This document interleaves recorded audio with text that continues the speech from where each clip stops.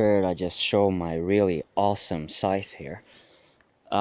Yes, it used to be longer. It is a very, very old scythe. Not very, very old, but it is.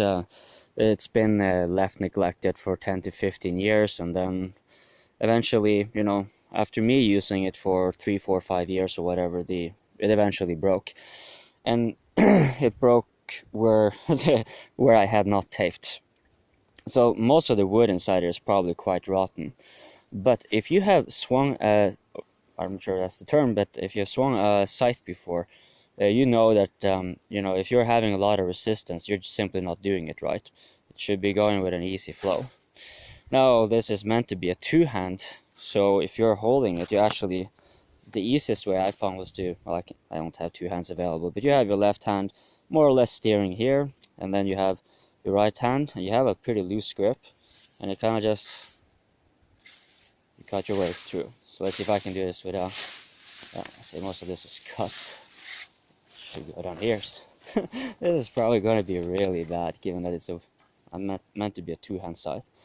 But as you're cutting through it, you know, the idea is, you know, here I've been cutting quite high because there's a lot of grassy mounds, and like the one you see down here.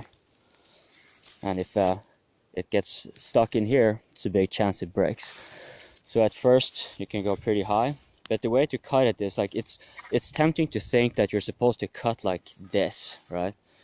But it sort of slices in thin incremental layers.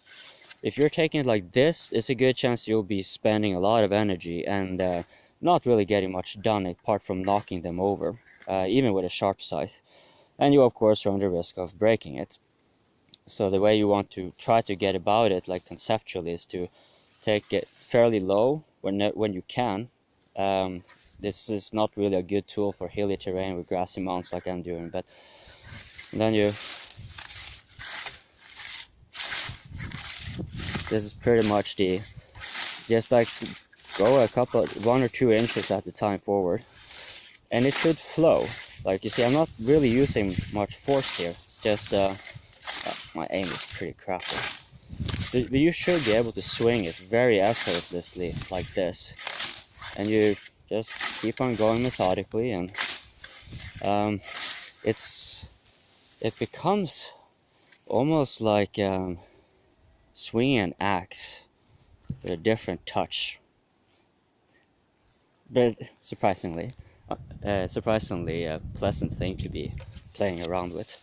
And let's be honest, I mean, scythes, just by the looks of it, they look cool. They are aesthetically pleasing in their intimidating simplicity. Enough crappy scything. Bye bye bye.